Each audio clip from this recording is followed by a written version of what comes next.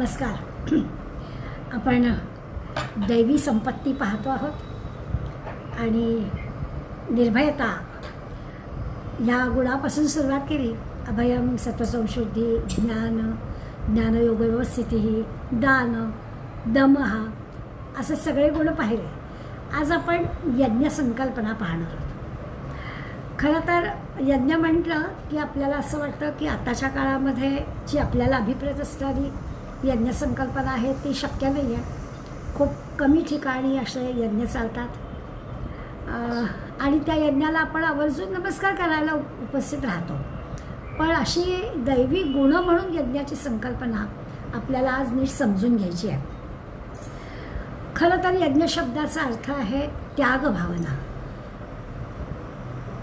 इदम न मम, त्याग भावना याचा अर्थ हे माझं नाही. अगदी माझं देह, माझं मन, माझं बुद्धी, माझं जीवन, माझ्या सगळ्या गोष्टी ह्या माझ्या नाहीत असं समजून वागणं याला यज्ञ म्हणायचं. आता म्हणजे काय, माऊली काय सांगणार ते तर आपण नीट समजावून घेऊच आज. पण तरी विचार केला तर गीतेमधल्या या यज्ञ संकल्पनेच्या मागे जे आपलं कर्तव्य कर्म आहे ते कर्तव्य कर्म योग्य पद्धतीनं, कंटाळता नाही, करायचं आहे म्हणून नाही, तर अगदी योग्य रीतीनं योग्य पद्धतीनं करणं. खरं तर माणूस म्हटलं ना की हे सगळं अपेक्षितच आहे. माणसाला आपलं कर्तव्य कर्म नीट व्यवस्थित करायलाच हवं. जो कोणी असं करतो त्यालाच खरं जीवन जगण्याचा किंवा माणूस म्हणवून घेण्याचा अधिकार आहे. अन्य जीवांमध्ये ठीक आहे, पण माणसाने स्वतःला माणूस म्हणून घ्यायचं झालं तर त्यांनी आपल्याला जी काही कर्तव्य कर्म करायला हवी आहेत ती प्रामाणिकपणानं केलीच पाहिजे असा खरा म्हणजे अर्थ. संत मंडळी आपल्याला अगदी चांगला धपाटा देतात. नाही तर काय थोडी श्वान सुकुरे बापुडी, अशी काय डुकरं आणि कुत्रे काय कमी जन्माला येतात, त्यांनी नाही कर्तव्य कर्म केलं तरी चालेल. आपण नाही असं करून चालला. आपण माणूस म्हणून जन्माला आलो आहे, आपल्याला हे केलंच पाहिजे. आता माणूस म्हणून घ्यायचं असेल तर कर्तव्य कर्म केलं पाहिजे असं जे आहे, तर जो केवळ स्वतःपुरता विचार करतो, म्हणजे आता आपण आपल्याला स्वतःला तपासायचं.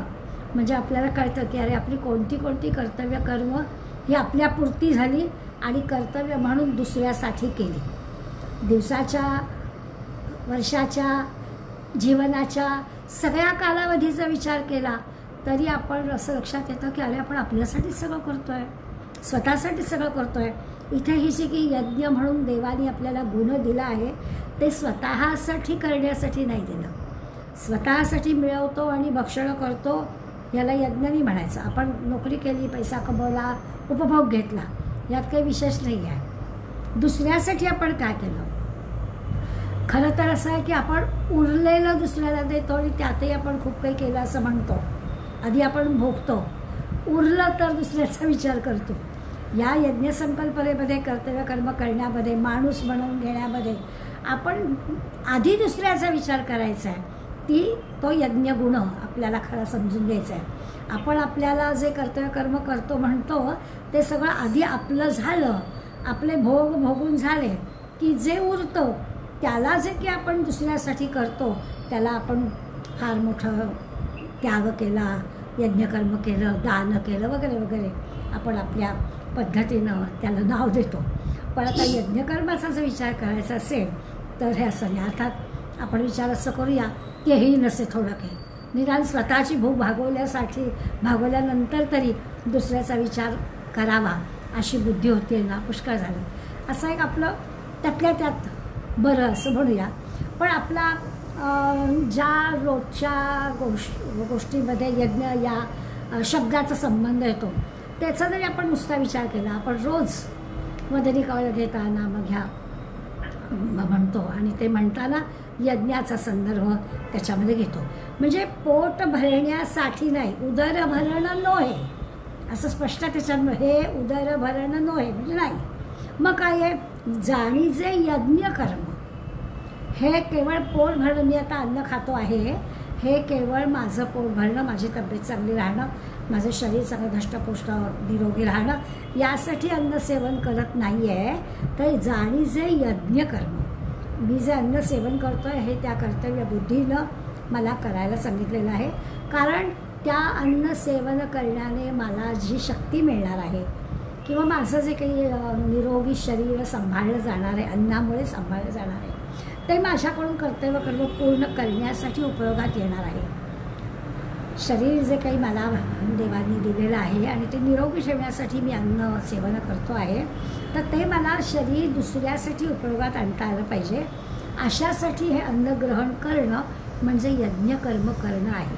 म्हणून उदरभरण नोहे जाणीचे यज्ञकर्म. हे केवळ पोट भरणं नाही आहे, तर हे यज्ञकर्म आहे. म्हणजे चांगल्या कर्मासाठी किंवा दुसऱ्याच्या मदतीसाठी माझं शरीर उपयोगात यावं आणि ते शरीर चांगलं राहावं म्हणून मी अन्न सेवन करतो आहे, अशी भूमिका या शब्दांमधून व्यक्त होते. हे तसं आपलं असावं. असं नसताना आपण जे मला जेवतो म्हणजे उदरभरण करतो ते तसं पाहायला गेलं तर जिभेचे चोरलेच आहे. कारण मला हे आवडतं, मला ते आवडतं, हे चांगलं झालेलं नाही आहे, आज हे असंच का, अशा गोष्टी ज्या आपण जेवताना म्हणतो, वागतो, करतो, तर ते करायला परवानगीच नाही आहे. कारण त्या अन्नातून जी काही मला शक्ती मिळणार आहे ती मी दुसऱ्यासाठी उपयोगात आणावी. अशा प्रकारचा विचार या जाणीचे यज्ञकर्ममध्ये आहे. पूर्वीच्या काळी आपल्याकडे आश्रम व्यवस्था होती. ब्राह्मण, क्षत्रिय, वैश्य, शूद्र असं म्हटलं जायचं. आणि ब्रह्मचर्य हे जे काय आहे त्या ब्रह्मचर्य आश्रमामध्ये अध्ययन अध्यापन हा एक विषय महत्त्वाचा असायचा की त्या कालावधीमध्ये अध्ययन अध्यापन करायचं. मग अध्ययन अध्यापन झालं म्हणजे ब्रह्मचर्य आश्रम झाला की मग गृहस्थाश्रमात प्रवेश करायचा. म्हणजे मग त्यातील कर्तव्य करायची, त्या त्या आश्रमामध्ये सांगितलेली कर्तव्य त्या त्या कालावधीमध्ये करायची. विद्यार्थी वर्षामध्ये म्हणजे ब्रह्मचर्य आश्रमात असताना अध्ययन अध्यापन करणं असा खरा अभिप्रेत आहे. आणि मग गृहस्थाश्रमात आल्यानंतर तिथली जी काही कर्तव्य करायची ती करायची. मग वानप्रस्थाश्रमात म्हणजे काही वनात जायचं नाही, तर घरात राहूनसुद्धा एकांत सेवन करायचा आणि त्यावेळेला जी काही कर्तव्य ती करायची. आणि समाजाच्या उपयोगी पडायचं कर्तव्य करायचे म्हणजे काय, गरजवंताची गरज भागेल, समाज उपयोगी काही गोष्टी घडतील, अशा प्रकारचा विचार ह्या वानप्रस्थाश्रमामध्ये आपण करायचा. आणि मग नंतरचा संन्यास आश्रम. आता हे जे 4 आश्रम आहेत हे सगळ्या माणसांना, सर्व जाती वर्णाच्या माणसांना ह्या आश्रम व्यवस्थेप्रमाणे कर्तव्य कर्म करता यावं अशी योजना याला यज्ञ म्हणायचं.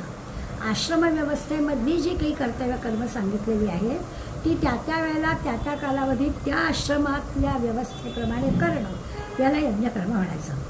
म्हणजे यज्ञामध्ये ही समर्पणाची भावना आहे. कर्मयोग, ज्ञानयोग, भक्तियोग तीनही योगांचा समन्वय या यज्ञ संकल्पनेत आहे. आश्रम व्यवस्थेप्रमाणे कर्तव्य कर्म बदलतील, परंतु ती सगळी या सगळ्यांशी समन्वित असणारी आहे. सगळ्यांचा समन्वय आहे. कर्म, ज्ञान, भक्ती या तिन्ही गोष्टी त्याच्यामध्ये. आपल्याला आपलं यज्ञ म्हटलं की असं वाटतं की तर यज्ञकुंड, मग तो कोणीतरी ऋचा म्हणणारा किंवा तो हवीरभाग, मग त्याच्यामध्ये अशा त्या समिधा किंवा काय ती तो तूळ काय जे काही यज्ञामध्ये आहुती द्यायची आहेत त्या वस्तू, अशा सगळ्या गोष्टी यज्ञ म्हटल्या की आपल्या डोळ्यासमोर येतात. आणि आता ही गोष्ट खरी आहे की पूर्वीच्या काळी अग्नीला फार महत्त्व होतं. अग्नीच्या मार्फत देवतांना संतुष्ट करणं म्हणजे अग्नीच्या मार्फत देवतांना आहुती देणं आणि देवतांचे आशीर्वाद त्या यज्ञ करणाऱ्यापर्यंत अग्नीच्या मार्फत पोचवणं, अशा पूर्वी गोष्टी होत्या. म्हणून मग अग्नीच्या स्तुतीची स्तोत्र वगैरे रचली गेली आणि त्या स्तुतीतून आता काय झालं, आता एवढी प्रगती झाली आहे की त्या अग्नीला अगदी गमतीनं बोलायचं झालं तर आपण त्या अग्नीला खिशात पण ठेवू शकतो. तसं आहे एवढीशी काड्यापेटी त्याच्यामध्ये तो अग्नी झाला ना, तर आपल्याला आता अग्नीबद्दल इतकी जवळीक आहे की त्या यज्ञसंकल्पनेमध्ये अग्नीची पूजा म्हणजे नेमकी काय हे सगळा विचार आपल्याला जमत नाही. तर आपण विचार काय करतो की अरे अग्नीची पूजा म्हणजे काय करायचं, अग्नीला अर्पण करायचं म्हणजे काय करायचं, अग्निपदार्थ. मग निरनिराळ्या कल्पनांना फाटे पडतात. म्हणजे अग्नी काय करतो, तो पदार्थ जाऊनच टाकतो. यातून काय घडणार आहे, अग्नीला आहुती देण्यातून काय घडणार आहे, यज्ञदेवाला काही गोष्टी द्यायच्या, त्या यज्ञामध्ये आहुती टाकायच्या, त्याच्यातून काय तो यज्ञदेव काय मोठा प्रगट होणार आहे का, असं पूर्वी केलेलं आहे झालेलं आहे असं म्हणता आज शक्य आहे का, असं काहीतरी कल्पना आपण करतो किंवा पूर्वाश्रमी जे काही पूर्वीच्या काळी होऊन गेलेले असते त्या खरे खोटेपणाबद्दल आपण अविश्वास दाखवतो. असं अमृत पिऊन कोणी सुखी झाला आहे किंवा कोणी अमर होणार आहे असं काही घडतं का? त्या असं यज्ञातून काही घडेल का? असे निरनिराळे प्रश्न यज्ञ शब्द म्हटला की आपल्या डोळ्यासमोर येतात. परंतु गीतेमध्ये मात्र यज्ञ शब्द वापरलेला आहे आणि गीतेमध्ये काही इतक्या उथळ अर्थाने असा शब्द वापरला असण्याची बिलकुल शक्यता नाही. गीतेमधला जो यज्ञ शब्द आहे त्याच्यामध्ये जो खोल अभ्यास आहे, खोल अर्थ आहे तो आपण लक्षात घेतला पाहिजे.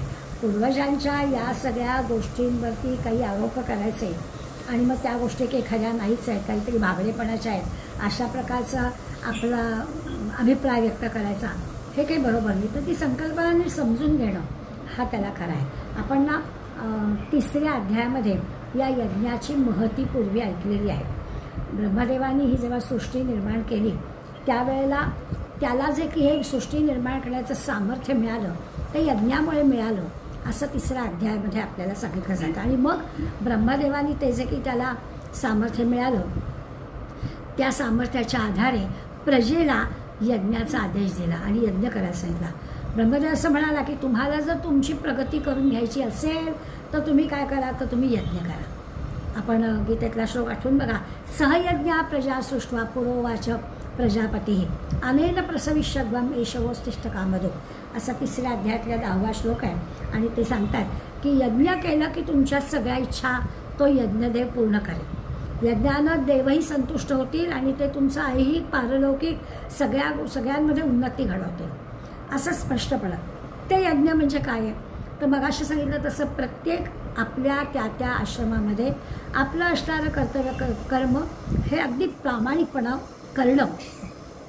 त्या सगळ्या कर्तव्यकर्मामध्ये त्या वयामध्ये किंवा त्या आश्रमाच्या त्या कालावधीमध्ये बरोबर त्याच्यामध्ये येणारा इदम न मम हाच विषय आहे त्याला यज्ञ म्हणायचं.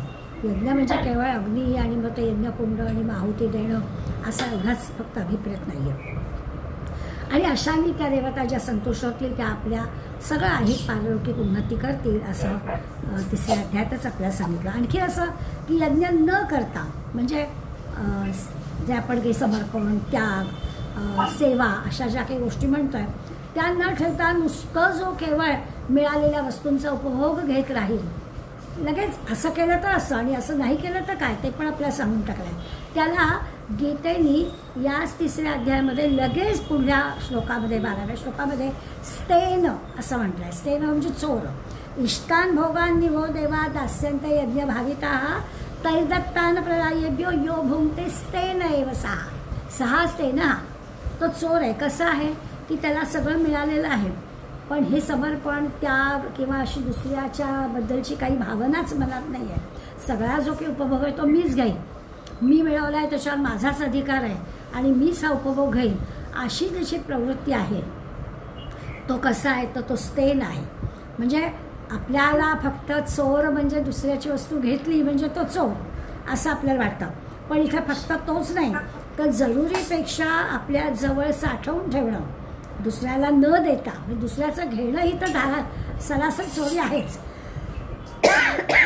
पण आपल्याजवळ जरुरीपेक्षा जास्त आहे ते दुसऱ्याला न देणं हे पण स्तेन हाच आहे.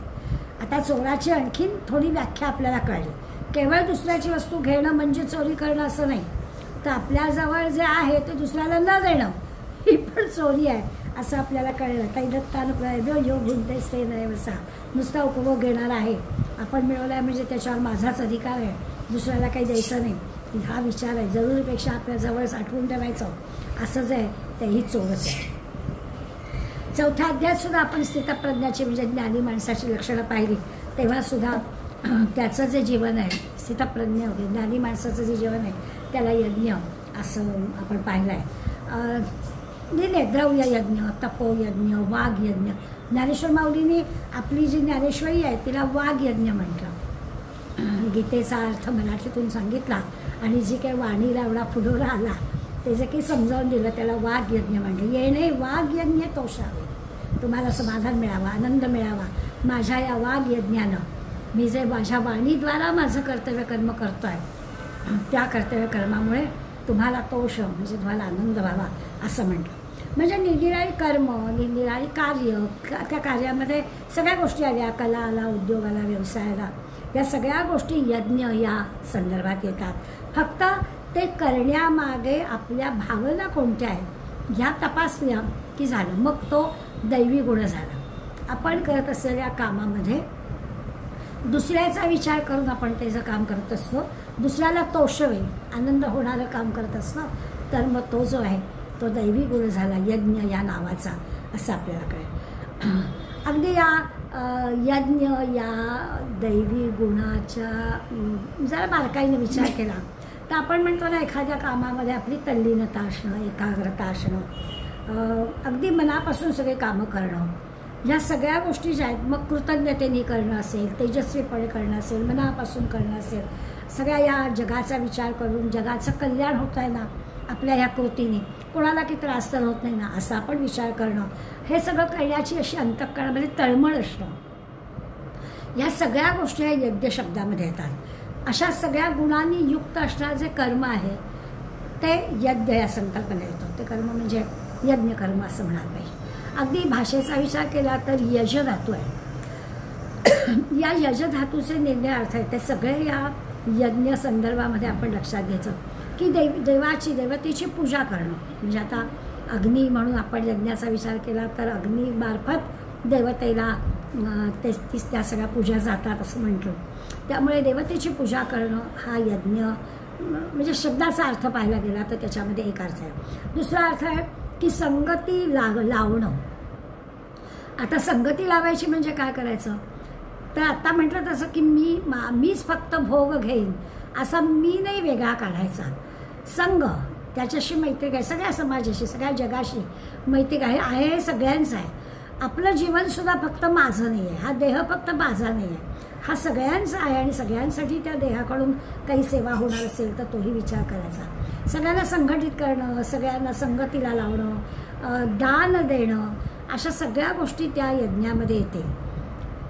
पूजेच्या याची म्हणजे पूजेच्या माध्यमातून अशा त्याला पूजा म्हणायचं. दुसऱ्यासाठी काहीतरी करणं ही एक प्रकारची पूजाच झाली. पूर्वी असायचं ना नावं होती वेगवेगळी, राजसूय यज्ञ किंवा वाजपेय यज्ञ किंवा अश्वमेध यज्ञ, किती किती प्रकारचे यज्ञ चालायचे.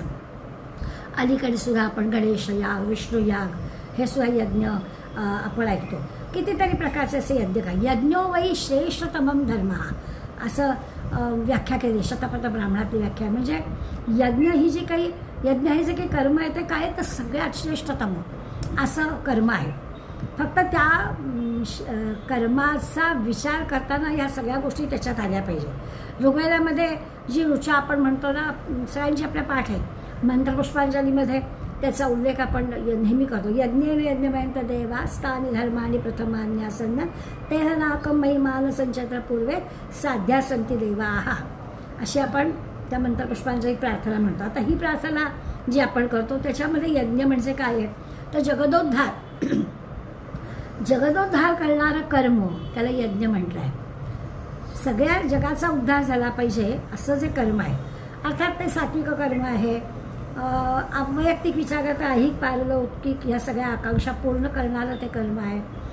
असं सगळं चांगलंच, त्याच्यातून वाईट काही कुणालाच त्याच्याबद्दल करणाऱ्याला बघणाऱ्याला कोणालाच त्याच्यातून काही वाईट बघावं लागणार नाही, तर चांगलंच घडेल अशा प्रकारचं ते कर्म आहे. पूर्वीच्या काळी देवांनी ह्या यज्ञाच्या माध्यमातून पूजा केली, विष्णूची पूजा केली, सगळ्या देवतांच्या पूजा केल्या. आपल्याला सगळ्यांना माहिती असणारी गोष्ट म्हणजे दशरथ राजाकडे रामलक्ष्मणाची मागणी करायला स्वतः विश्वामित्र आले, कारण त्यांना यज्ञ करायचा होता आणि त्या यज्ञामध्ये राक्षस त्रास देत होते. बरं, यज्ञ जो यजमान करणार म्हणजे स्वतः विश्वामित्र करणार आहेत, तर विश्वामित्रांना की त्या राक्षसांना ठार मारणं अशक्य नव्हतं, परंतु त्यांना ते कर्म करता येणार नव्हतं. त्यामुळे यज्ञ करताना पण काय नियम आहेत त्याचाही विचार त्यांनी केला होता. आणि म्हणून मला रामलक्ष्मण पाहिजे असं सगळं जे की आपण वाचलेलं ऐकलेलं आहे परिचयाचं, आपल्याला त्याचा विचार करत आपल्याला कळेल की ही जी काही यज्ञ संकल्पना आहे ती सगळ्या दृष्टीनं विचार केला तर देवांनी या यज्ञाच्या माध्यमातून निरनिराळ्या देवांना किंवा निरनिराळ्या देवतांना ह्या यज्ञांनी प्राप्त करून घेतलं आहे, त्यांच्याकडून जे हवं आहे. त्यामुळे प्रार्थना करायची, त्या यज्ञाच्या मार्फत उपासना करायची आणि त्या त्या देवतांकडून आपल्याला काही मिळवायचं, अशा प्रकारचं आहे. अगदी चांगल्या गोष्टींचाच आपण याच्यामध्ये विचार करणार आहोत. इंद्राकडून शस्त्र अस्त्रसुद्धा मिळवलेली आहेत, त्यामुळे या यज्ञ संकल्पनेतून असं देवतांकडून काही गोष्टी मिळवल्या जायच्या. याच्यापूर्वी जो थोर पुरुषही म्हणजे काही दुःखरहित अशा सगळ्या गोष्टीसुद्धा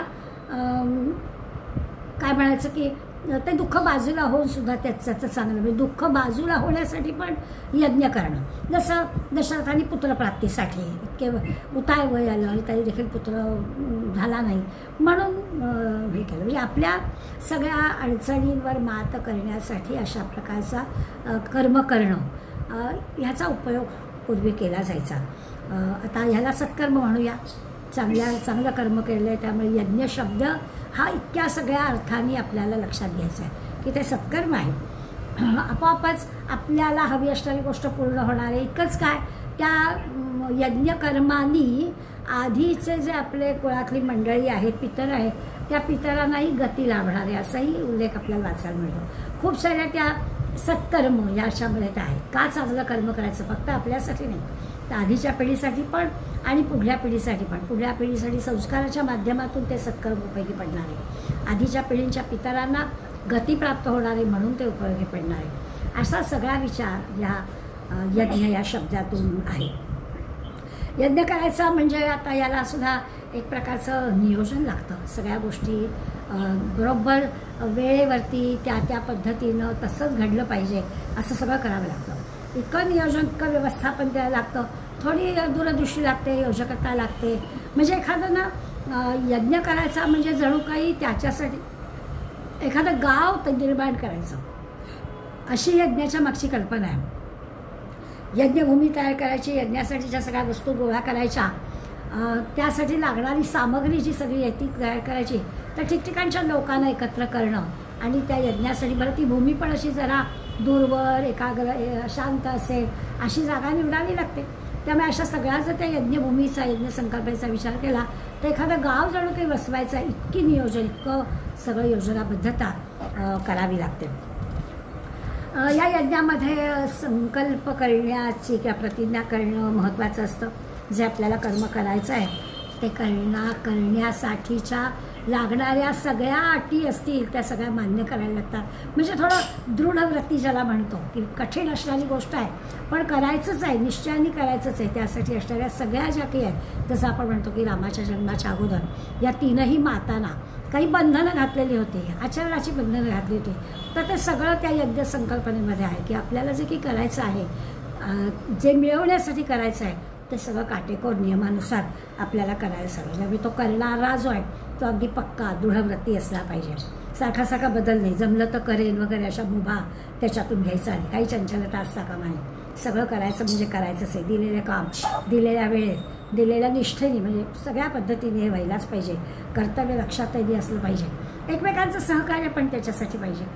एकाने करायचं आणि दुसऱ्याने भोगायचं असं नाही, सगळ्यांच्या सहकार्याने या गोष्टी करायच्या आहेत. आपोआपच हा जो म्हणून मग गुण असं म्हणतात, दैवी गुण आपल्याजवळ आहे, हे सगळं आपल्याला करायला हवं. मग अशी म्हणजे असं गावासारखं ते वसवलं जातं. त्यामुळे लक्षात येईल की यज्ञ या संकल्पनेमध्ये अनेक लोक एकत्र येतात. या एक दैवी गुण, पण या दैवी गुणाच्या भोवती आपोआपच एवढी मंडळी, निम्या विद्या कला अवगत असणारी सगळी मंडळी त्या यज्ञ संकल्पनेमध्ये सामील होतात असं दिसेल. म्हणजे पूर्वीच्या काळीसुद्धा त्या यज्ञाच्या वेळेला निरनिराळ्या प्रकारच्या निरूपण व्हायची, काय नृत्य नाट्य वगैरे सगळ्या गोष्टी व्हायच्या असे पण उल्लेख आपल्याला वाचायला मिळतात. याचा अर्थच असा आहे की ही सगळं संकल्पना आहे, ही समुदायाकडून कराव्याची गोष्ट आहे, एकट्याने कराव्याची गोष्ट नाही. एक प्रकारची एकसूत्रता अशी सगळी त्याच्यामध्ये आली पाहिजे. लोकसंग्रह त्याच्यामध्ये आला पाहिजे. सगळ्या लोकांचा सहभाग त्याच्यामध्ये मिळाला पाहिजे. याच्यातून लोकांजवळ असणाऱ्या कला गुणांचा आपल्याला थोडासा माहिती होते त्याची. त्यामुळे चांगल्या वाईट दोन्ही गोष्टी कळतात, प्रवृत्ती कळते लोकांची. अशा सगळ्या गोष्टींची पारख होण्यासाठी या यज्ञाचा उपयोग नक्कीच होतो. दुसरं असं की काही जाणकार जी मंडळी असतात ह्या यज्ञाच्या संदर्भातली, ह्या सगळ्या ह्याची दोन कामं होतात. ही जाणकार मंडळी या सगळ्यांना योग्य ते वळण लावते. काय काय करायचं, कसं करायचं हे सांगितलं जातं. म्हणजे या यज्ञाच्या निमित्तानं जे काही करायचं आहे, सगळ्यांना आपल्याला माहिती आहे की रघुराजांनी विश्वजित यज्ञ केला, म्हणजे सगळं विश्व जिंकलं. रघुराजाची गोष्ट एवढ्यासाठी की त्यांनी सगळं जग जिंकलं होतं आणि जग जिंकल्यावर आता त्याला काहीच मिळवायचं बाकी नव्हतं. सगळं जे हवं आहे ते मिळवण्याची क्षमता त्याच्यात होती. म्हणून त्यांनी जे मिळवलं होतं ते सगळं दान करून टाकलं. किती दान केलं तर वर्णन असं करतात की वेळ अशी आली की सगळं दान करून टाकलं की त्याच्या घरामध्ये मातीच्या भांड्यामध्ये अन्न शिजू लागलं. काहीच नव्हतं त्याच्याकडे, सगळं देऊन टाकलं. आता काही नव्हतं म्हणजे अगदी तो म्हणतात तसा निर्धन असा झाला. राजा होता, विश्वजित यज्ञ केला होता, सगळं लोकांना देऊन टाकलं होतं. पण इदम न मम हे सगळं दान करून टाकलं होतं. परंतु त्याच्याजवळ हिंमत अशी होती की काय हवं त्या क्षणाला तो मिळवू शकत होता. आणि म्हणून पुढली गोष्ट आपल्याला माहिती आहे, जेव्हा त्या कौत्साने मागितलं त्यावेळेला त्यांनी म्हटलं की हरकत नाही देईन. आणि मग असं म्हटल्यावरती त्यांनी काय केलं ना, आपण दसऱ्याला जे सगळ्यांना सोनं वाटतो, अजूनही त्या प्रतिकात्मक असं जे की सोन्याचं वापट्याचं पान आपण एकमेकांना देतो, तेव्हा सगळी ही रघुरायाच्या कथेची आपल्याला आठवण होते. आणि त्याचे आपण जणू की वंशज आहोत अशा अर्थाने आपण ह्या एकदम न ममकडे बघितलं पाहिजे की जे काही मिळतं आहे ते सगळं माझं नाही आहे, अशी जी यज्ञसंकल्पना म्हणजे सगळ्यांच्या कल्याणाचं साधन. आणि रघुराजांनी बरोबर आपल्या राज्यात असणाऱ्या त्या ह्याला जेवढ्या मोहरा पाहिजेत तेवढ्या देण्यासाठी मला देतो तुला. आणि मग कुबेराशी युद्ध करून ते धन मागायचं ठरवलं, मिळवायचं ठरवलं. कुबेराच्या लक्षात आलं की तो रघुराजा आहे, त्याला काहीच अशक्य नाही आहे. म्हणून कुबेराने ताबडतोब त्याच्या शमीच्या वृक्षाखाली मोहरांचा पाऊस पाडला. आता ह्याला नकोच आहे काही, रघुराजाला काहीच नको आहे, एकदम नमम तो सगळं देऊन मोकळा झाला आहे. ते सांगितलं कौत्साला तुला काय हवं आहे ते घे. कौत्स पण या रघुराजाच्याच राज्यातला आहे, त्यामुळे त्याला जेवढं गुरूंना द्यायचं होतं तेवढ्याच त्यांनी मोहरा घेतल्या, पुढल्याला हात लावला नाही. आणि म्हणून मग ते जनतेला लुटायला सांगितलं आणि त्याच्यातून आपण तो दसऱ्याचा सण साजरा करतो. ही संकल्पना दरवेळेस का आठवायची तर त्याच्या मागचं कारण हेच आहे. ते सगळं जे की आहे आता जरी यज्ञ संकल्पना मागे पडलीच नाही तर ह्याच्यातून आपल्याला हे माझं नाही असा जो काही अनुभव घ्यायचा आहे, तो विचार जो मनाला पटवायचा आहे तो मात्र आपल्याला घेता आहे. आता त्यावेळेचा जो काही यज्ञाचा कार्यक्रम त्या काळामध्ये होता तसा आता शक्य पण नाही आहे.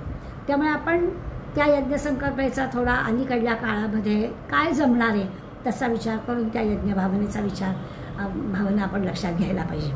म्हणजे एवढंच आपण पाहायचं की देण्याची वृत्ती पाहिजे, समर्पणाची वृत्ती पाहिजे. माझं ते माझंच असं सारखं न ठेवता दुसऱ्याला देणं, त्याच्याबद्दल आदर ठेवणं, दुसऱ्याचा विचार करणं, माझ्यापेक्षा आणखीन कोणाला ह्याची जास्ती गरज आहे असा विचार करून ते दुसऱ्याला देणं, अशी यज्ञ भावना मनात आणायला काहीच हरकत नाही. तो विचार म्हणजे हा दैवी गुण आहे. माऊली आपल्याला छान ह्याच्यामध्ये सांगणार आहे. साधारणपणे 94 ते 99 अशा एवढ्याच ओव्यांमध्ये माऊली आपल्याला गुण पटवून देतात. त्यांनी आपल्याला पहिल्या 94व्याच ओवीत म्हटलं, तरी ब्राह्मण करुनी धुरे स्त्रियादिक पैल मेरे माझारी अधिकारे आपुला लेणी. लक्षात येतं म्हणा की करुनी धुरे करुनी म्हणजे पुढे करून, ब्राह्मणाला पुढे करून स्त्रियादिक पैल मेरे, पैल म्हणजे पलीकडे, स्त्री शूद्रांच्या पलीकडे ठेवून.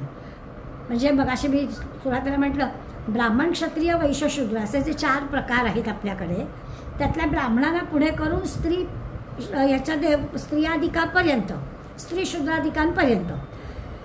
याचा अर्थ हे जे मध्ये आहे म्हणजे वैश्य आणि क्षत्रिय हे दोघं जण मध्ये आहे.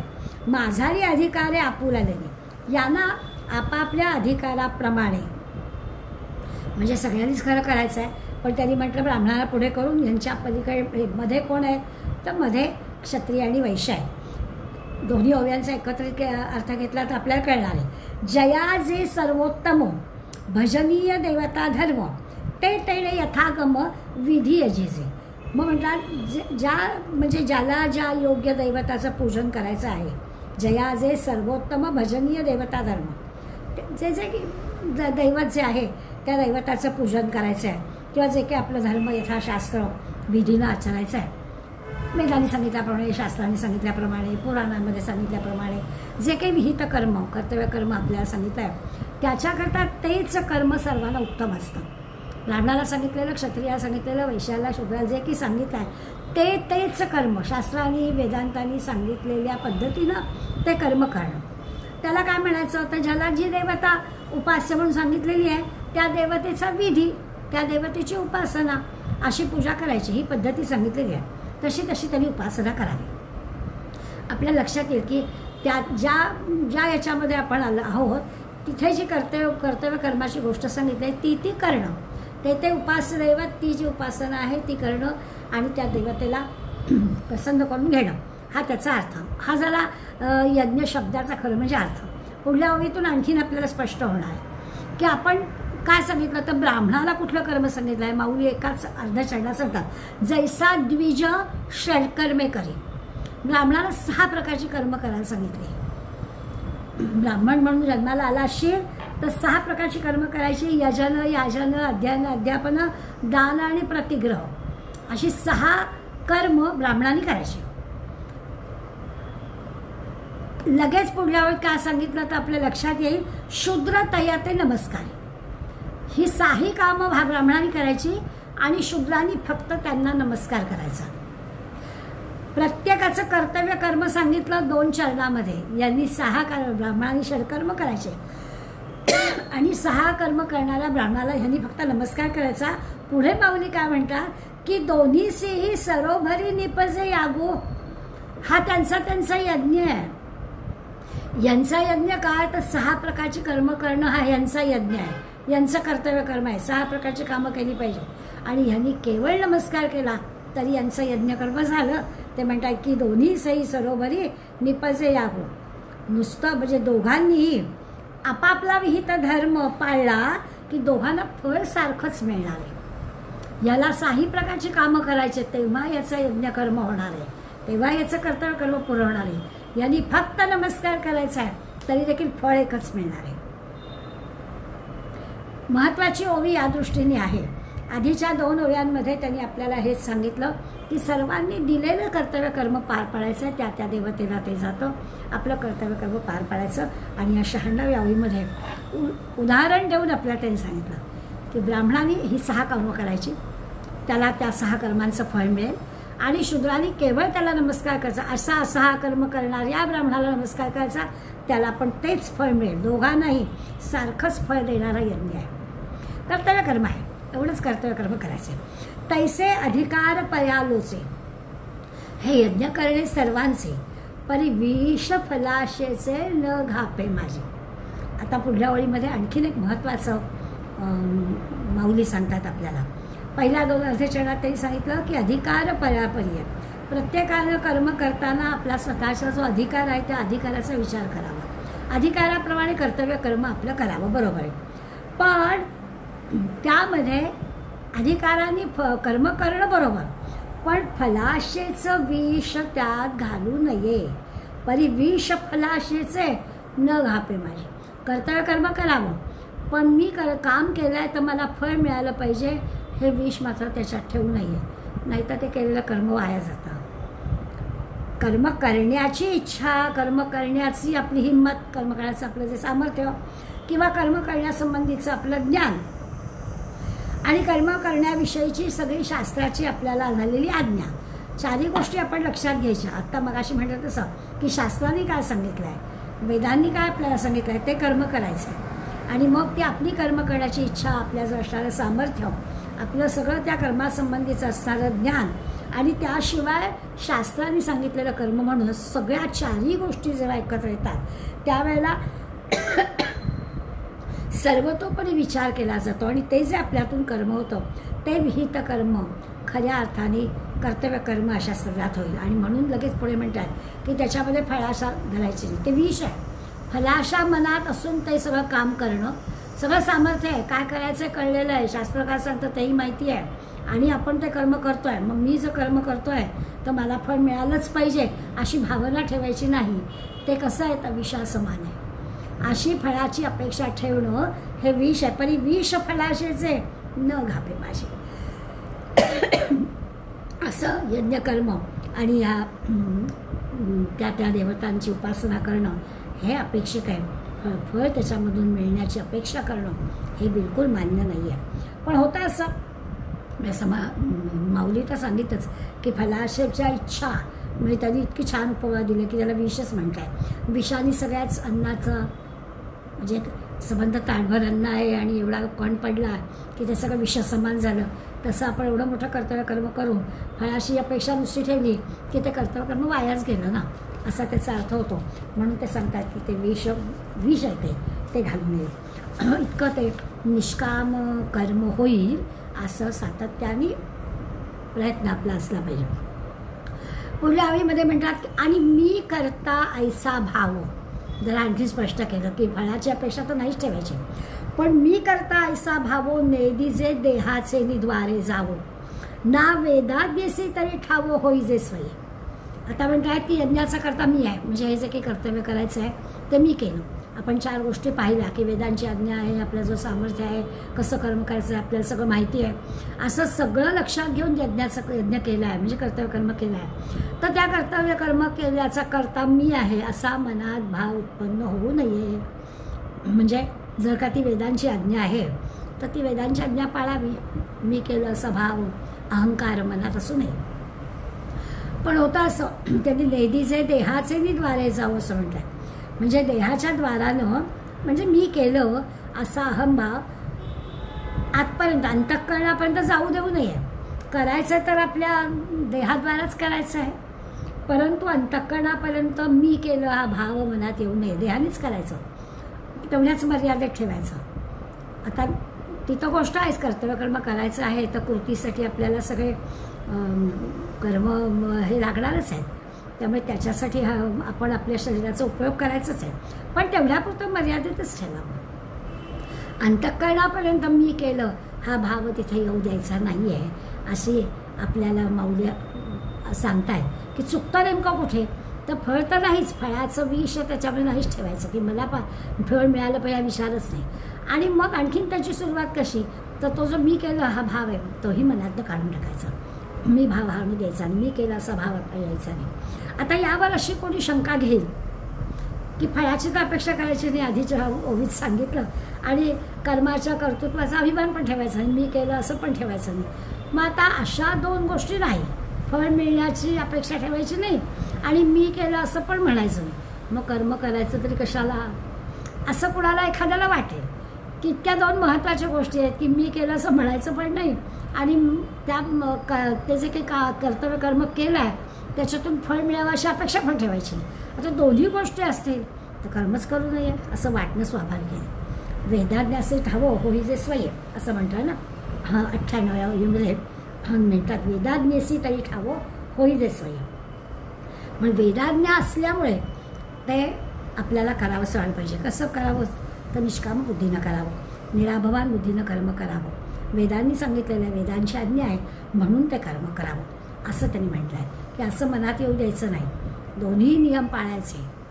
फलाची पण अपेक्षा ठेवायची नाही, मी केलं असं पण म्हणायचं नाही. अर्जुना एवं यज्ञो सर्वत्र जाण साधन्यू कैवल्य मार्गीचा अभिज्ञू सांगात या. आणि मग या यज्ञ संकल्पनेच्याच संकल्पना अखेरच्या ओवीमध्ये माऊली आपल्याला सांगतात की अर्जुना याला यज्ञ म्हणतात. हे 2 नियम पाळायचे.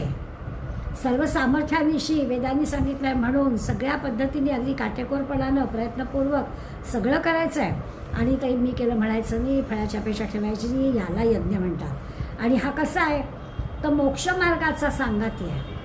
तो आपल्याला मोक्षमार्गाकडे घेऊन जा. ज्याला मोक्ष हवा आहे ना त्यांनी ह्या यज्ञ संकल्पनेप्रमाणे आचरण करावं. की मी केलं असं नाही म्हणायचं आणि अशा यज्ञाप्रमाणे आपलं कर्तव्य कर्म करावं. तर आपल्याला मोक्षमार्गापर्यंत घेऊन जाणारा हा सांगाती म्हणजे हा यज्ञ नावाचा गुण आहे. असं मग वर्णाश्रमविहित त्या वर्णाश्रमाप्रमाणे कुठल्या आश्रमात आपण आहोत त्या आश्रमाचं कर्तव्य कर्म ते पुन्हा निष्काम भावनेनं निराभिमानानं धर्माचं अनुष्ठान लक्षात घेऊन असं आपल्याला अगदी उपासने करून विधीपूर्वक हे सगळं करायचं आहे. त्याला यज्ञ असं नाव आहे. खरोखरच मोक्षाचा मार्ग जो आहे तो मोकळा करून दिलेला आहे यामुळे. आणि मोक्षा मार्गाचा वाटाड्या किंवा माहितगार मोक्ष मार्गाचा रस्ता दाखवणारा हा यज्ञ नावाचा गुण, दैवी गुण भगवंत म्हणतो आपल्याजवळ दिलेला आहे. म्हणजे दुसऱ्याचा विचार, आधी दुसऱ्याचा विचार करा मग आपला काय तर करा, दुसऱ्याची काळजी आधी करा, दुसऱ्याला काय द्यायचं ते आधी द्या, आपण काय उपभोगायचं ते नंतर. आपल्यासाठी दुसरा कोणीतरी विचार करेल, आपण दुसऱ्यासाठी काय करायचं तो विचार आपण करायचा. आपण आपल्यासाठीचा विचार करायचा, की आपल्यासाठी विचार करणारे दुसरे आहेत, आपण दुसऱ्यासाठी विचार करायचा. हा खरा या यज्ञ भावनेतला भाग आहे. तसं करण्यामध्येच आनंद आहे, दुसऱ्याला देण्यामध्ये जास्ती आनंद आहे, स्वतः उपभोगण्यामध्ये आनंद नाही, असा खरा म्हणजे विचार आपल्याला सांगितला आहे. आपण तसं आचरण करत नाही. अगदी त्याच्यासाठी ना म्हणजे ऐहिकदृष्ट्या खूप बुद्धिमान असणारी माणसं असं वागतील आणि अज्ञानी माणसं असं वागणार आहेत असं मुळीच मानायचं कारण नाही आहे. खूप मोठी हुशार, बुद्धिमान, सगळ्या प्रकारची सुखसमृद्धी असणारी मंडळीसुद्धा दुसऱ्याचा विचार न करता काही कर्म करताना दिसतात, तेव्हा आपल्याला वाईट वाटतं की अरे हे काय. हां, ज्याला नाहीच आहे त्यांनी असं काही विचार केला, दुसऱ्याचा विचार न करता घेतलं तर आपण समजू शकतो. पण सगळं आपल्याजवळ आहे. मग आपलं नेहमी आपल्याला आठवतं उदाहरण, आणि त्यावेळेला आपण सगळे हळहळ होतो की अगदी एवढ्या मोठ्या म्हणतात तशा अमेरिकेसारख्या देशामध्ये करोना काळामध्ये आपण वाचलं होतं की जेव्हा थोडं हे झालं की मॉलमध्ये जायला परवानगी मिळाली, तेव्हा लोकांनी एवढ्या मोठ्या श्रीमंत देशामधल्या श्रीमंत मंडळींनी जे काही आचरण केलं होतं की गाड्या घेऊन मॉलमधले सगळे रॅकच्या रॅक खाली झाले होते आणि सगळ्या जीवनावश्यक वाटणाऱ्या गोष्टींचा साठा या मंडळींनी करून ठेवला होता. तर ही काही गोष्ट दुसऱ्याचा विचार न करणारीच केलेली आहे, ती या यज्ञसंकल्पनेमध्ये येऊ शकत नाही. पण त्याच्या उलट त्याच काळामध्ये आपण अशाही गोष्टी ऐकल्या. मला चांगलं आठवत आहे की अगदी खेड्यामध्ये त्या करोना काळामध्ये सरकारमार्फत काय ते लाल कार्ड वगैरे अशा मंडळींना धान्य देण्याचं आवश्यक, ते सगळं तेलाची बाटली, तुपाचं हे काहीतरी धान्य असंच काही एक सामानाचं किट तयार केलं होतं आणि ते कार्ड दाखवायचं आणि त्यास तो सगळा कार्ड 15 दिवसासाठी जो काही पुरेसा माल आहे तो त्यांना दिला जात होता. तर अगदी असाही अनुभव आला की एखाद्या वस्तीवरती असणाऱ्या समजा काय 60-70 झोपड्या आहेत, त्यावेळेस 60-70 मंडळींमध्ये 5-10 लोक अशी असायची की त्यांचं कार्डच नसायचं. तर कार्ड नाही म्हटल्यावर त्यांना मिळणार नाही. पण तसं व्हायचं नाही. ही गरीब लोक ज्यांच्याजवळ हे कार्ड नव्हतं आणि सरकारी योजनेमार्फत त्यांना काही मदत मिळत नव्हती, त्यांना आपल्यातलं काढून देत होते. ही जी काय आहे ना, ही भूमिका आहे, ही संकल्प, ही यज्ञ आहे. असणारी मंडळी देत आहे, नसणारी देत नाहीत असा काही त्याच्यात अर्थ आहे. तो विचार आहे, तो मनातला भाव आहे. आणि अरे तुझ्याजवळ कार्ड नाही म्हणून काय झालं, माझ्याजवळ ना, माझ्यातलं तुला येतो. नाहीतर प्रश्न 8 दिवसांनी सगळ्यांचाच आहे. परंतु त्या क्षणाला उपयोगी पडणं, दुसऱ्याचा विचार करणं, हे जे काय आहे. आणि ह्याच्यात खरं म्हणजे आनंद आहे. मलाच मिळालं पाहिजे, मीच भोगेन, माझंच घर साठवून ठेवेन, माझंच घर भरून ठेवेन, यात आनंद नाही आहे. दुसऱ्याला देण्यामध्ये आनंद आहे. तेन त्यक्तेन भुंजितः, भगवंतानी आपल्याला दिलं आहे. तेन म्हणजे भगवंतानी, ईश्वरानं आपल्याला जे काही दिलेलं आहे ते त्यांनी दिलेलं त्याचा उपभोग घे. पण भुंजितः, त्यांनी दिलेल्याचा उपभोग घेताना काय कर, तर कस्याचे धन माग वृथा, कुठल्याही धनाची अपेक्षा करू नको. जे दिलाय त्यात समाधान मान, आपल्याजवळ ते दुसऱ्याला दे. अशा पद्धतीनं त्यांनी आपल्याला सांगितलं. म्हणजे आपण उदर भरणं हे आणि जे यज्ञकर्म अशी सुरुवात केली तर आपल्याला कळलं की समोर सगळं ताट छान वाढलेलं आहे. पण जेवायला सुरुवात करण्यापूर्वी क्षणभर का होईना डोळे मिटून आपण जेव्हा हे सगळं भगवंता तू निर्माण केलेलं आहे, सगळं तुझंच आहे आणि तू हे आम्हाला देतोयस, अशा भावनेतून आपण ते अन्न ग्रहण केलं, अशी प्रार्थना मनाशी करून जर का आपण एक क्षणभर डोळे मिटून एकाग्र केलं मनाला, तर जी काही ती भावना मनावर जागवते की हे मला मिळालेलं आहे, हे भगवंतांनी मला दिलेलं आहे, अन्यथा हे काही माझं नाही आहे.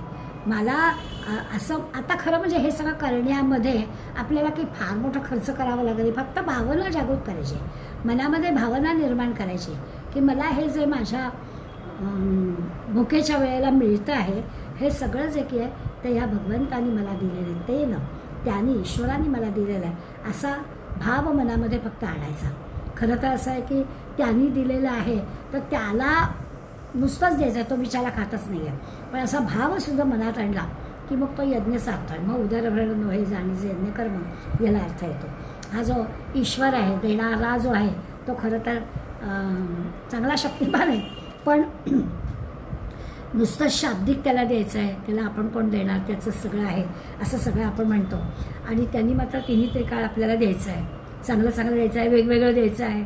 आपल्याला आत्ताच दुपारी नाही चालत असं आपण म्हणतो, दुपारचं रात्री नाही चालत, वेगवेगळं लागतं आपल्याला, वेगवेगळ्या चवीपरीचं लागतं आणि ते सगळं त्यांनी आपल्याला द्यावं अशी आपली अपेक्षा असते. आणि त्याच्यासाठी म्हणून हा यज्ञाचा विचार करायचा, दुसऱ्याचा विचार, प्रत्येक गोष्टीमध्ये दुसऱ्याचा विचार करावा असं ते आपल्याला सांगत आहे. असं हे जीवन यज्ञमय करण्यासाठी एक असं ध्येय मनाशी हवं की खरोखर काय करता येईल. आपलं जीवन सर्वच्या सर्व समर्पित करणं, दुसऱ्याला देणं, राष्ट्राला देणं, समाजाला देणं, दुसऱ्यासाठी उपयोगी पडेल असं करणं, हा विचार आपल्याला सांगतात. मागे स्वामी विवेकानंदांचा जो प्रवास झाला होता इंग्लंडमध्ये, एक स्त्री स्वामीजींना म्हणाली होती की तुम्हाला जसं ईश्वर दर्शन घडतं मला घडेल का हो. तेव्हा मला ईश्वर दर्शन घडेल का हो असं विचारल्याबरोबर तुम्ही म्हणे सांगता की सगळ्या ऐहिक गोष्टींपासून मनाला दूर करा, कुठे मन अडकवू नका. ईश्वर दर्शन व्हायला हवं असेल तर ह्या ऐहिक गोष्टी वैदृश्य जगामध्ये मन अडकवू नका असं तुम्ही सांगता, पण माझं तसं होत नाही. या ऐहिक जगातले कितीही चित्त काढून घ्यायचं ठरलं तरी पण होतं असं की माझ्या मुलावर अतिशय प्रेम आहे, तिथे माझं मन गुंतच, असं मला दूर करता येत नाही, मग मला ईश्वर दर्शन होणारच नाही का. तेव्हा स्वामीजी म्हणाले नाही, तुम्ही त्या मुलालाच ईश्वर माना ना, ते कामच झालं.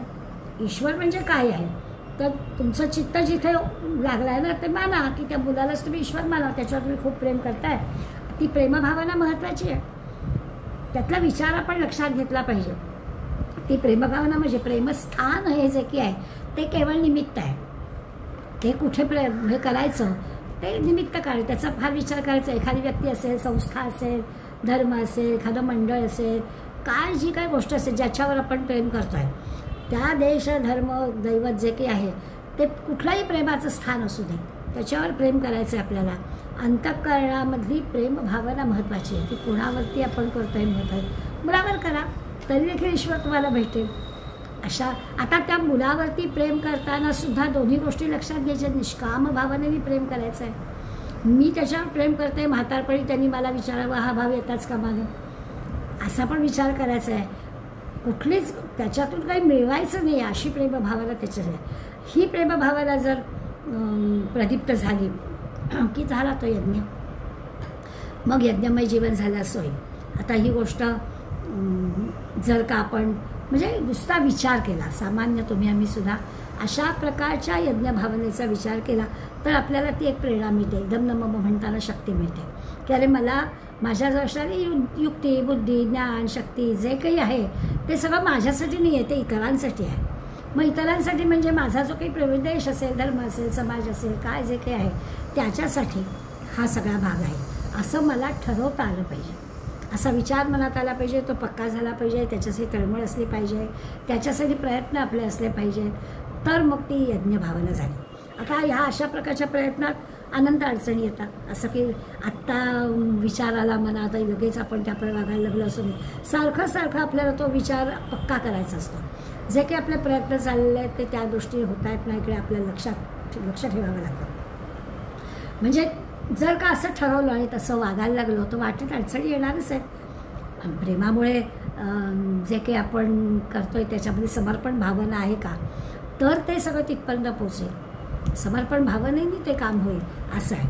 पण त्याच्यासाठी आपलं काहीतरी ध्येय निवडायला हवं, त्या ध्येयाप्रमाणे वागायला हवं आणि सर्व मात करायला हवी. कुठे काही त्याची अहंकार राहणार नाही असा प्रयत्न केला पाहिजे. काहीच नाही, निष्काम भावनेने ते करता आलं पाहिजे. काही समस्या ज्या काही असतातच त्या सगळ्या समस्या ज्या आहेत त्या बाजूला करता आलं पाहिजे. सगळं जे काही तन मन धनानं आपल्याला जी निवडली गोष्ट त्या ध्येयापर्यंत गेलं पाहिजे असं सगळं. मग त्याच्यासाठी सर्वस्व जरी अर्पण, सर्वस्वाचा होम करावा लागला तरी केला पाहिजे. तो सर्वस्वाचा होम करणं म्हणजेच ते यज्ञकुंड पेटवणं.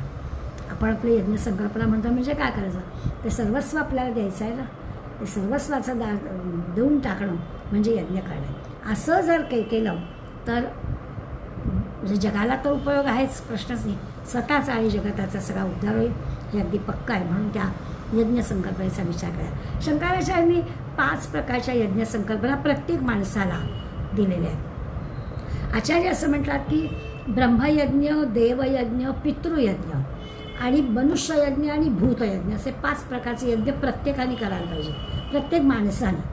कारण माणूसच हे करू शकतो ना. आपण अगदी सुरुवातीला पाहिलं की सुकूर आणि श्वान काय कमी आहेत? माणसानेच का? तर माणसालाच हे शक्य आहे. माणूसच फक्त हे असं दुसऱ्यासाठीचा विचार करू शकतो. म्हणून आचार्यांनी सांगितलं की ब्रह्मयज्ञ करायचं म्हणजे अध्ययन अध्यापन करायचं. जे जे आपणासाठी तेच ठावे ते हळूहळू शिकवावे, शाळे कवी सोडावे सकल जन, असं या ब्रह्मयज्ञामध्ये अध्ययन अध्यापनाचं काम करावं. प्रत्येकाने हा यज्ञ कर्म हे करावं. दुसरं त्यांनी सांगितलं की देवयज्ञ करावा. देवयज्ञ करावा म्हणजे लोककल्याणासाठी कामं करावी, ज्याच्यामध्ये लोकांचं कल्याण होईल असं काम करावं. आता लोकांचं कल्याण होईल म्हणजे असं हे कोणासाठी करायचं? सोप्या सोप्या साध्या साध्या वाटणाऱ्या गोष्टी असतात, आजूबाजूला घडत असतात. लोकांचं कल्याण करायला फार मोठं काही अहिल्याबाईसारखी काही पाण्याचं पाणवठेच बांधायला हवेत, अशा सगळ्या मोठ्या मोठ्याच गोष्टी केल्या म्हणजे लोककल्याणाच्या गोष्टी होतात असं नाही. छोट्या छोट्या गोष्टी पण करता येतात. अगदी आपल्या ठाण्यामध्ये आता नाही आहेत पण तात्या करंदीकर म्हणून होते, पावसाळ्याच्या सुरुवातीला परिचयाच्या ओळखीच्या घरातून तात्या जायचे. आणि आपल्याला सगळ्यांना माहिती आहे की आपण साधारणपणे जुन्या छत्र्या काढतो आणि मग जाऊ दे जुनीच झाली, यंदा आपण नवीनच घेऊया, आणि मग ती जुनी छत्री की ते दुरुस्त करण्यात काही अर्थ नाही असं आपल्याला वाटतं. तात्या आमचे हे जुन्या छत्र्या गोळा करायचे आणि सगळ्या जुन्या छत्र्या गोळा करून त्या दुरुस्त करायला कोणाकडे ते द्यायचं आहे. तसं या छत्र्या चांगल्या करून खेड्यामधल्या वनवासी भागामधल्या गरीब मंडळींना वाटून टाकायचे. अनंत वर्ष तात्यांचं हे काम चालू. हे काय आहे? हे देवयज्ञ आहे. दुसऱ्यासाठी काहीतरी करणं, लोककल्याणासाठी काहीतरी काम करणं. ह्याच्यातून मिळवायचं काहीच नाही, काहीच मिळवायचं यांना काही तरी उलट पद्धतचे खर्चच आहे. एक तर सगळ्यांच्या घरी जायचं, 4 लोकांकडं ते गोळा करायचं, 5, 50, 100 छत्र्या गोळा करायच्या, ते दुरुस्त करण्यासाठी पैसे खर्च करायचे आणि पुन्हा त्या जाऊन छत्र्या द्यायच्या. म्हणजे पदरमोड करायची, वेळ पैसा सगळं खर्च करायचं. पण एक आनंद की यांच्याकडे काही छत्र्या वायात जाणार होत्या, मग मी त्या गरीब ज्यांच्या ज्यांना नव्हत्या त्यांना नेऊन दिल्या. असा जो काही एक आनंद की माझ्या आता निवृत्त झालेल्या या वयामध्ये मी आणखीन काय करू शकतो असं तात्या करायचे. किती सोसायट्यांच्या खाली पडक्या जुन्या झालेल्या सायकली पडलेल्या असायच्या. मे महिन्यामध्ये तात्या अशा सायकली गोळा करायचे आणि मग त्या दुरुस्त करून घ्यायच्या आणि मग गरीब मुलांना, खेडेगावातल्या मुलांना त्या द्यायच्या. त्यांना सायकल विकत घेणं शक्यच नसायचं. मग काय वर्षातून वर्ष मिळेल ती मिळेल, पण अशा बरं आपल्याला पण तर काहीच उपयोग नाही. आपल्या जुन्या झालेल्या तशाच गंजत पडलेल्या अगदी घेऊन जा म्हणून आपण सांगायचो. अशा प्रकारची सुद्धा कामं ही या देवयज्ञामध्ये लोककल्याणकारी कामामध्ये येऊ शकतात. हे पण एक प्रकारचं यज्ञ कर्मच आहे. असं दुसऱ्यासाठी काहीतरी करण्याचा सारखा विचार मनात ठेवणं. तिसरा पितृयज्ञ सांगितलं. पितृयज्ञामध्ये 2 कामं असतात. एक म्हणजे पितरांबद्दलची कृतज्ञता व्यक्त करण्यासाठी आपण श्राद्ध करतो, पक्ष करतो ते, आणि दुसरं म्हणजे वंशविस्तार, तो पुढे चालू राहायला पाहिजे वंश. ही दोन्ही कामं पितृयज्ञ या सगळ्यामध्ये मोडतात. मनुष्ययज्ञ करणं याचा अर्थ अतिथी देव भव म्हणजे अतिथी सत्कार करायचा, समाजाबद्दलचं काम, समाजाचं ऋण फेडायचं. ज्या समाजामध्ये आपण राहतो त्या समाजाचं आपण काही देणं लागतो हा विचार करणं म्हणजे समाज ऋण फेडणं, तो मनुष्ययज्ञ आहे. आणि 5वा भूतयज्ञ आहे. अगदी सोप्या भाषेत सांगायचं तर आत्ता सध्या ज्याला आपण पर्यावरण अशा शब्दाखातर ज्या ज्या काही गोष्टी करतो त्या सगळ्या निसर्गाच्या संदर्भातला, निसर्गाचा समतोल नीट राखावा यासाठी आपलं जे काही आचरण असायला हवं त्या सगळ्याला ह्या भूतयज्ञ असं म्हटलं. की आपल्या वागणुकीमुळे प्राणीमात्राला त्रास होईल असं करू नये. अशा प्रकारचा जो 5वा यज्ञ शंकराचार्यांनी अशा पंचयज्ञाची संकल्पना आपल्या पुढे मांडली. हे 5 यज्ञ प्रत्येक व्यक्तीने, बरं नुसतं व्यक्तीने करू नये तर व्यक्ती, समाज, राष्ट्र या सगळ्याचा विचार करणारे ते हे 5 यज्ञ आहेत. त्यामुळे हे यज्ञ विश्वकल्याणासाठी आहेत असा विचार करून हे यज्ञ करावे. आता या सगळ्या एकंदर आत्तापर्यंतच्या सगळ्या विचारांना आपण पाहिलं की यज्ञ हे संकल्पनेमध्ये 3 गोष्टी आहेत. एक तर त्या देवतेची पूजा हा विषय आहेच, म्हणजे त्या देवतेचं पूजा करावी, सन्मान करावा असं आहे.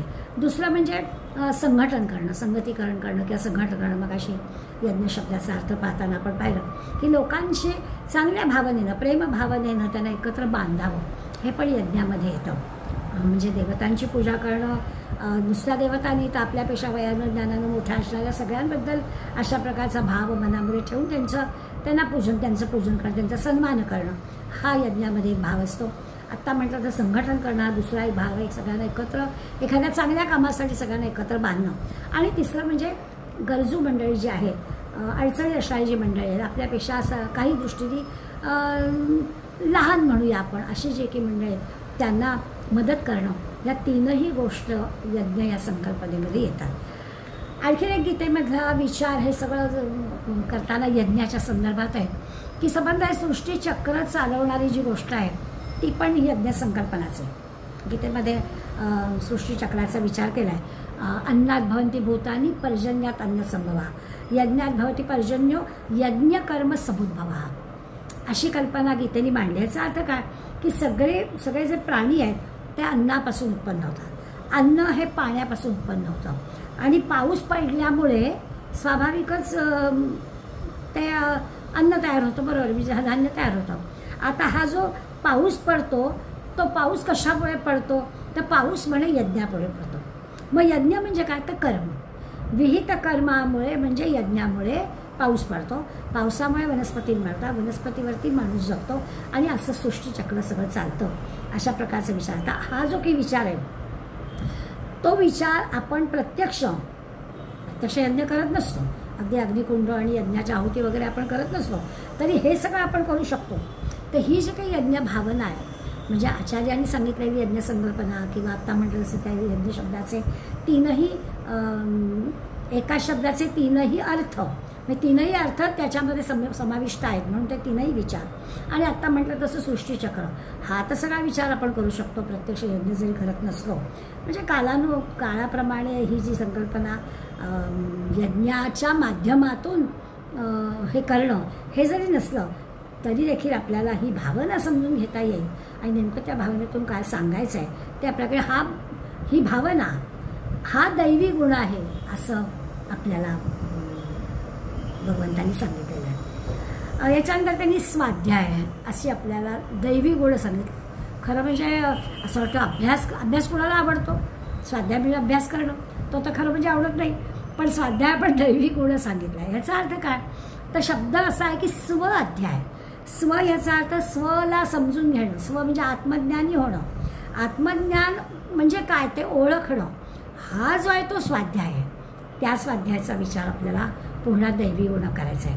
आजच्या ज्या ओव्या आपण पाहिलेत त्या आपण काकांच्या माध्यमातून परत 94 ते 99 एवढ्याच या दैवी गुण यज्ञ या संदर्भातल्या आहेत त्या पुन्हा एकदा ऐकूया, म्हणजे त्या जास्ती पक्क्या होतील आणि पुढला स्वाध्याय पुढल्या वेळेला पाहू. धन्यवाद.